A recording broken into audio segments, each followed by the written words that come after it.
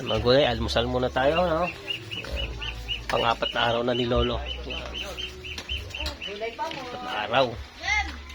So, ang libing Lolo ay Huwebes po para sa mga kamag-anak diyan sa Cavite.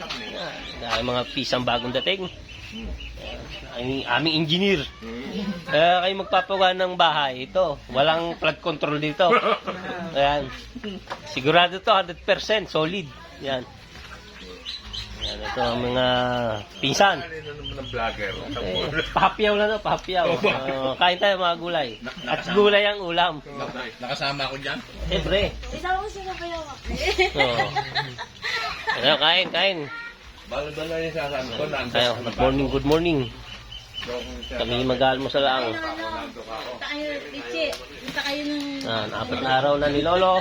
Ayan, medyo sapiyawak si Lolo, ano? Yan, hindi naman natin papakita si hapiyaw lang hapiyaw.